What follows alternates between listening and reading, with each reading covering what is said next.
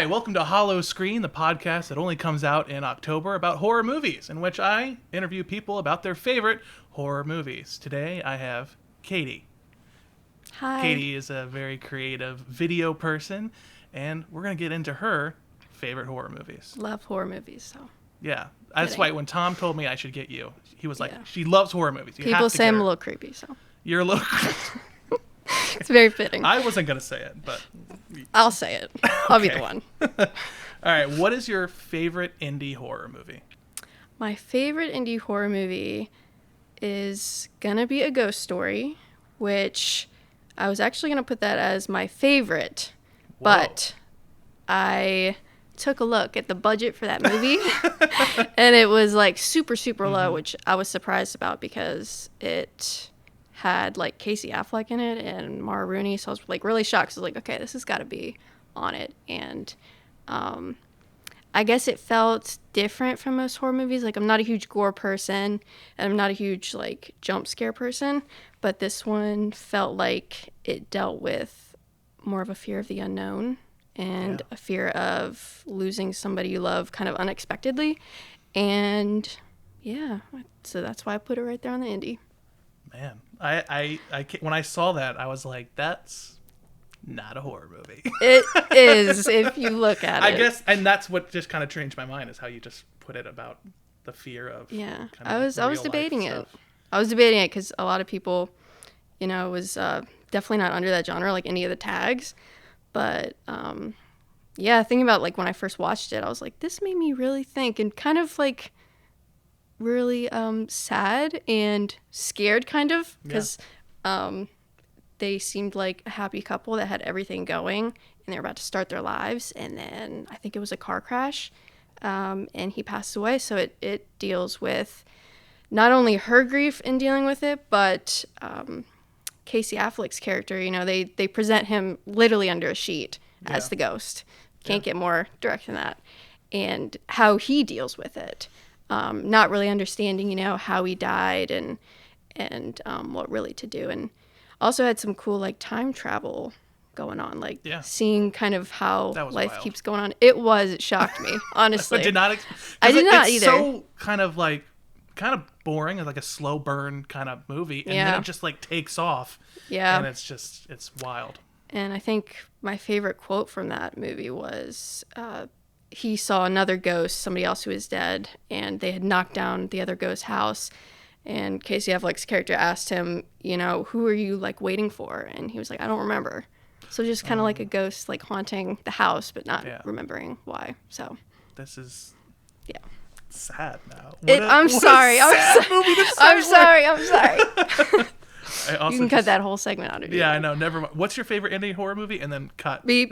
Just a She doesn't have one. Yeah. Favorite mainstream horror movie? I had two. I'm going to go with Oculus, which I wasn't too sure if that was mainstream because I don't remember it being like advertised that well. But then I took a look at how much it made and I was like, okay, yeah, mainstream. But that one had to deal with more of a haunted object. And it was basically this haunted mirror that kind of gets passed down and eventually ends up in this pretty normal family's life, and it has the ability to kind of mess with your mind and make you do things that you don't remember or don't recall. So it pretty much tore the family apart, and it makes you kind of see things that you don't want to see. And I think my favorite scene from that was when her and her brother were basically talking about how they were going to destroy the mirror, and you saw them like eating an apple. I knew you were going to say it. I was And going to say it was a light bulb. It was a light bulb. And it's just like the crunch and the close up of her eyes. Realizing, and to me, like, not having your like bodily autonomy is like terrifying. Like to actually not trust your thoughts. So that's why I put it at one of my favorites, because to me that's scary as hell. So. Horrifying moment of that movie. It's one of the best moments of that movie. It is, for sure. Besides the ending, of course. Besides the ending, which, God, I feel so bad for that guy. Me too. I feel bad for that whole family. This is another sad one. You do. Tom went with like the original. I'm sorry. I'm like, it's a fine line between like horror and like sadness, maybe, for me. Do I want to feel sad or scared tonight? All right, It how about doesn't this matter. one? This next one is definitely a horror movie. Okay. The Strangers. Oh, okay. That's another one. Of your mainstream. Yeah. Is that the one where they're in the cabin and weird people come? Yes. And They have. It was Liv Tyler was in that for some reason. Random, but yeah, basically I think they're having marriage troubles, and so they go to this cabin that's in a neighborhood, but it's like very, very quiet, nothing really going on. And I think he goes to get cigarettes or something, so she's left home alone, and three different people in different masks. I think two of the girls are in doll masks, and then the one dude is in like a sack or something, and they keep trying to get in the house. And one of my favorite quotes from that movie is when they had them tied up in a chair and, you know, beating the crap out of them. And they were like, why are you doing this? Why are you doing this? And they said, because you were home. And I was like, well, yeah, it's a good time to get a Ring doorbell. For sure. But yeah, I have a lot of nightmares about home invasion stuff. So that one spooked me. And I saw that when I was pretty young too. So it was like very scary. So. Have you seen Hush? I haven't, but who is that by? It's Mike Flanagan. Mike Flanagan. What else did he do? He did Oculus. That's what I thought. I knew it. I was looking at that and I was like, he did make another movie, and I was like, I need But to he watch also that. did like Haunting of Hill House and Haunting of Bly Manor and Midnight Mass. See, if we could add TV shows, I probably would have added those too. But another more sad stuff too. It's very sad. But Yeah.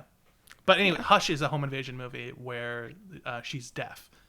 So there's things going on around her that you see that she can't hear, and it's hence the title Hush. Hush. Yeah, and it's really good. Yeah. Really good. Put that on my list. All right, favorite foreign horror movie. This one is titled Goodnight Mommy, and it is an Austrian film that I believe has been remade, but Like recently. yeah, like probably this year, I think. But yeah, it's an Austrian film, and it centers around this mother and her two sons, and she comes home she had plastic surgery and she had a bunch of bandages on her face, and the kids start to speculate that it's not their mother, it's not the same person that came home because she's acting differently. And so they decide to basically tie her up and torture her, pretty much. And come to find out, it's she eventually tells the son, she says, you know, your brother drowned in an accident and this is your coping mechanism, I guess.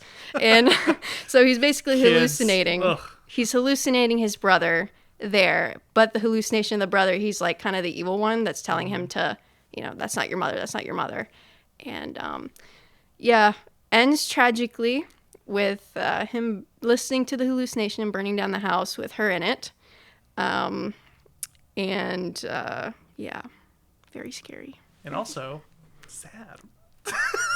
Again. It's But also aren't they sad. all sad? No, not all. a lot. You have some not sad ones in here. I do. So yeah. we might get there. That sounds great. That is horrific. I was It is gonna horrific. watch the new one, but I feel like I didn't even know it was based off another like a foreign original. So that's 2014, I believe. Yeah. all So right. good Sounds watch. Good watch. Get the tissues ready. All right, what is your favorite horror comedy? I would say one of my favorite horror comedies. There's a lot of them on Netflix. There's a lot of horror comedies, like very low budget, funny comedy horror movies. But I would say one of my favorites is Piranha. Okay. From 2010, and it basically makes fun of kind of like Jaws and Anaconda and all those kind of movies, and it has special guest stars. It's Richard Dreyfuss is in it, and also Doc from Back to the Future. Oh wow. So it kind of knows what it is. Yeah. That it's just completely making fun of, you know, all these movies they make about animals going rogue and attacking people. But and another one I would say is Jennifer's Body. That movie I feel like was very underrated for the time. Yeah. Like it came out, I don't know, like 2008 or 9. And I don't know, maybe it was targeted toward the wrong audience. I'm not really sure. I think so. I think it was super progressive for its time too. Definitely, yeah. But yeah, I thought. Side note, that band that was in the movie, I think was based off of Maroon 5, like the cult sacrificing, you know. Yeah. But Yeah, I think because it had Megan Fox in it, it was probably just like targeted like towards completely wrong. Do you think it would have people. done better if it was somebody else was in it besides Megan Fox? Maybe if it came out like today, it would probably be better received. And also, yes, I think maybe if Megan Fox wasn't in it, Or if it was Megan Fox's like first movie, like her breakout role. Yeah, I can see that. That would have like, and then after that she did Transformers, you know. True. Yeah, I think that would have been better. Yeah, but yeah, I think that was like a very cool, very dark comedy with some dark subject matter of her killing people, but also like, do they deserve it? Do they not? I don't know. So not sad. Not sad. Funny. Fun. Happy. Happy. Happy. Yay! I haven't heard of this movie, but your favorite black and white movie? Yes. You never heard The Uninvited? No. Okay, so it came out in 1944, I believe, somewhere around there. And a lot of people credit it with kind of being the original like haunted house movie, like in the subgenre of haunted house. Because before that, whenever they dealt with stuff like that, it was almost kind of like Scooby-Doo, kind of always like finding the bad guy ends up being some guy in a mask or whatever. It was the housekeeper all along. Yeah, somebody that they know. But I would have gotten away with it too. If it weren't for you, dumb kids. Anyways, but we get so sidetracked. It's okay. Just like, I know, it's all right. just funny.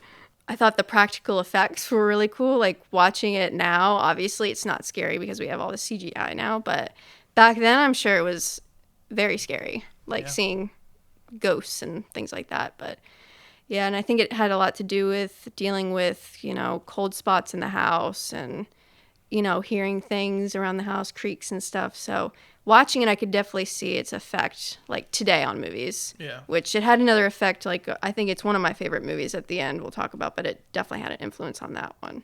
So, yeah. Okay, what is your favorite horror sequel? Favorite horror sequel is Dr. Sleep. And I'm not sure if the one that came out a couple years ago is like the sequel from The Shining, or if they had another Dr. Sleep that was made. I don't know. But I watched the one that was made a couple years ago. And that one has to do with the kid from The Shining growing up and having a lot of substance abuse issues from obviously what happened from clearly. The Shining. Yeah. And you come to find out that certain people have something called the shine, which is kind of like an extra like sensory ability, and they can kind of connect with each other and talk to one another like telepathically. And there's this cult that feeds off of people who have this shine, and they can basically like keep on living forever as long as they have people to supply them with the shine. And another cool aspect of that movie, it has to do with like astral projection, which, we've seen from like Insidious and stuff like that. But yeah, I think in terms of how dark it was, I was really surprised. There was a scene where they kidnapped like a young boy while I think he was walking home from baseball or something, like a baseball game. And man, they just all laid him out and took the shine out of him, but it was traumatic to see, honestly. It was like a lot darker than I thought it was going to be. I think that's a great choice for a sequel. Yeah. And I think it was supposed to be meant like, I think Stephen King was heavily involved because he didn't like The Shining. Yeah, so I've heard that. So they kind of wrote it in a way where, also another Mike Flanagan movie. He made Dr. It Sleep. is? Yeah. Okay. But they made it in a way where it's like a sequel to the movie and the book. And the original Shining book, even though Dr. Sleep is a book. Because in the movie, did they even mention the shine? I don't even know if they mentioned like the shine within the kid, did they? I think they did. I think her and Danny were on a park bench, and he's like, I was told about the thing about the shine, and we've all got it, or you've got it, and whatever. Yeah. But there was a scene where they talk about it. Very interesting. To me, that was like the coolest concept for a horror movie or book, I guess. But yeah, I really liked it. I felt like it didn't get enough No, it got attention. like bad reviews, and maybe people just didn't understand it. Yeah. I think I showed my mom that movie, and she was like, I don't get it. I don't know what this. And I was like, Man, I was like, I really like this movie. It's really cool. But yeah, it was kind of a lot to do with like the astral projection and everything. She just didn't understand it. Where the little girl and like floats above the clouds, and it's like, just the way that she comes out of her bedroom window or goes into it or whatever, and the whole world is turning. Crazy effects. Yeah. You are a Mike Flanagan fan. Apparently. It's funny. I didn't even like know that. Yeah. But I need to look into him. He's good. He's good. What is your favorite horror franchise? I went with the Conjuring universe, just because they legit scared me when they were coming out. Yeah. And the fact that they're based on true stories. I know they're exaggerated, but they're based on true events, and it's kind of a mixture of like psychological, but also like jump scares and things like that. And I think it triggered like a lot of other movies, like with villain, like The Nun. Yeah. I think The Nun scared out of me. Oh my god. Like I just remember that one scene like from The Conjuring where the nun was like, you could see her shadow. Yeah. And then she went behind the painting and like jump scared her. I was like, couldn't do it. Who would have thought that having a house full of haunted objects would be a bad idea? Who would have thought? Crazy. So how do you feel? So they have the core Conjuring movies, and then they have, like you said, Annabelle, Nun, La Llorona is also, I think, in the think universe. So.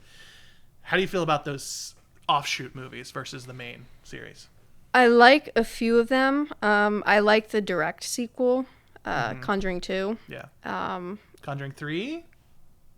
What is the Conjuring 3? I don't know if I've seen. It's The Devil Made Me Do It. I did see that. I was a little disappointed. It was a little more boring. Yeah. I think. It was for some reason. It was a Patrick Wilson and it came out on like a love story. It came out on my birthday, and I was like so excited, and I was like, man, I was like really hoping I'd be like scared. Worst birthday ever. Really, totally ruined. Oh my god. I'm not sad at all. Worst birthday ever. If I'm not sad, like, what's the point? But yeah, I liked The Nun. That was terrifying to me. Mm-hmm. And not only that, but like the thought of demonic possession has also been a thing. Like when I watched The Exorcist too, it was like that's one of the things that I think can make a really scary movie. I think it's been a bit overdone, but like when it's based off of something true, I actually really enjoyed it. And that's another like bodily autonomy thing of a demon possessing you. Yeah. We're discovering so much about you. This is like a psych evaluation. It is. What are those like paintings? I know. What does this look like? You're like, I'm going to see so many sad things. Like, teardrop. Grave. Favorite modern horror movie, less than 5 years old. Favorite modern movie. Oh, I think we've like talked about this, and we saw it together one time. Yeah, I think we did. Yeah, I think we saw it. It was Hereditary, and I think I actually saw that in the theaters either 2 or 3 times because it was like one of those movies where I get really excited to show people because I'm like, oh, you got to experience this. It's like really fun, but yeah, I don't know if you remember, but that movie, like it made me anxious. Like really, actually, it put me in a really bad place, and come to find out, like they put actual tones in the movie that can stimulate anxious feelings, like subconsciously. Mm-hmm. Yeah, you're gonna have to look into that because it was like looking back, I'm like, that is some tricky stuff. Like you're messing with my brain once again. But yeah, and who were those movies by? Ari Aster. Ari Aster, yeah. Aster, whatever it is. Yeah, I think that might be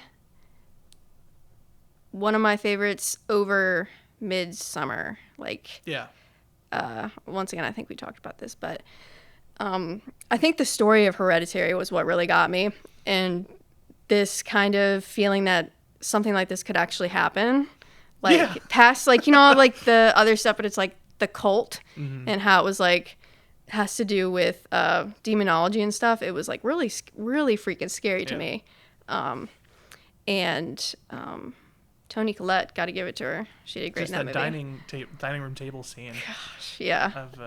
It was like family trauma, and I think it had to do with possessing the son, because it couldn't, but it tried to get the daughter, and that's why they had to kill her off because they needed a son. The thing about that movie, and what I think makes it so scary, is that at least the way I look at horror movies and what I try to tell people who are scared of horror movies, they're like, oh, I don't want to watch it because of this. I'm like, well, in The Ring, like, just don't watch the videotape. Are you going to watch the tape? No. So it's not, don't have nightmares because it's not scary. Or The Grudge. Don't go into the house. You can't be scared if you don't go into the house. It's fine. Yeah. Hereditary, you can't escape it.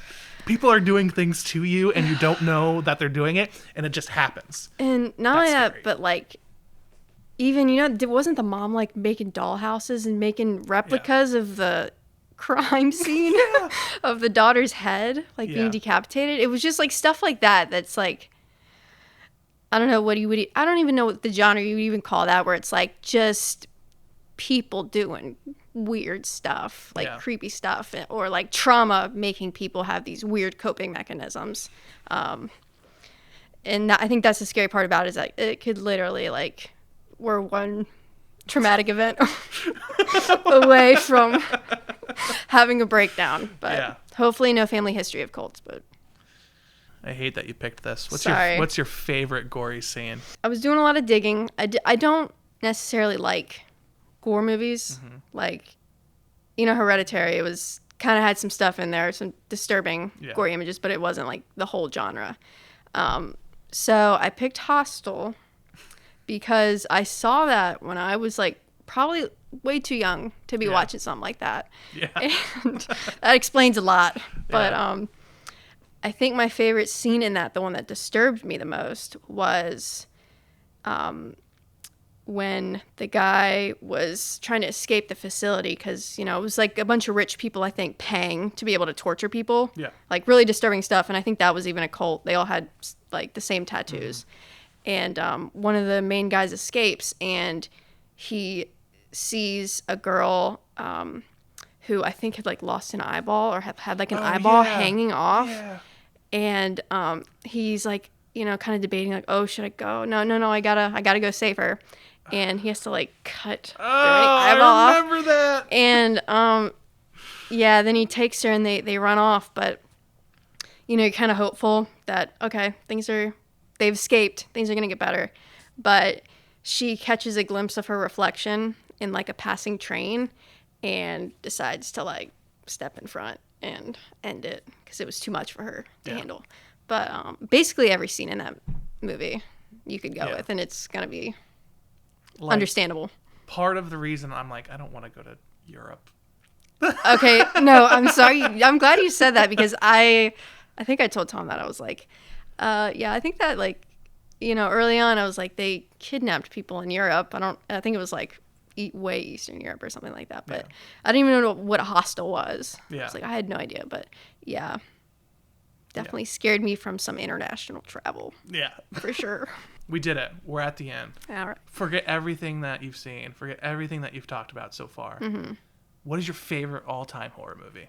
My favorite horror movie of all time. It took me a while to figure this out, going through all of them. But I think I'm going to have to go with The Sixth Sense. It's my favorite scary movie.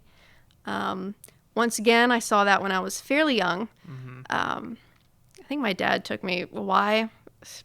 Babysitting, I don't know, but and I always think about that movie, like even to this day, and I'm like, wow, am I ever gonna see a movie that like makes me like has that much of a twist ending? Yeah. Sometimes I wish I could like go back and watch it for the first time again and catch all these things. But yeah, I think also again once again the idea of like him having these powers to see dead people and not being able to distinguish reality from what's not real, because nobody else is seeing these things.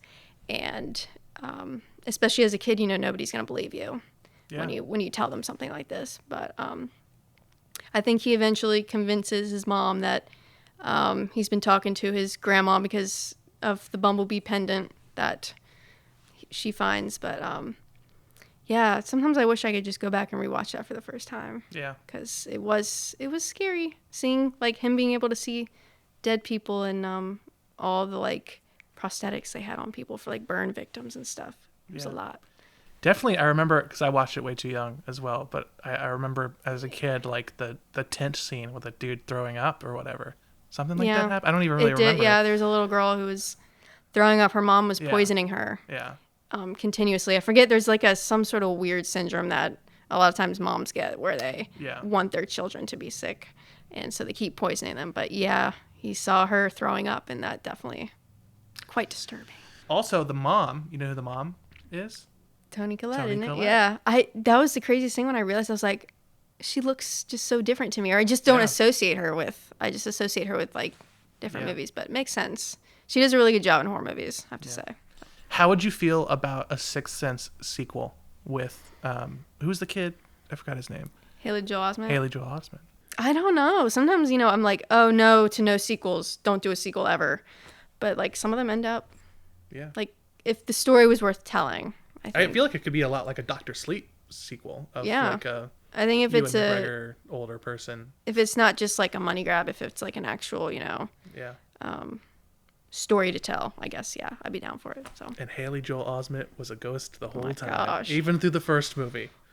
They're all everyone's a ghost. That's a lot. That's a lot. All right, I'll be waiting. Yeah. I'll be waiting for it. All right. Well, thank you so much. That's it. We did it. You're welcome. Now we know all your favorite movies, and we can judge you for that. Can't wait. Can't wait to be judged. All right. For my awful taste in movies. No, good taste. I think you picked a lot of good, a lot of things that Hostel. Jesus. I guess I was like outside of the box a little bit.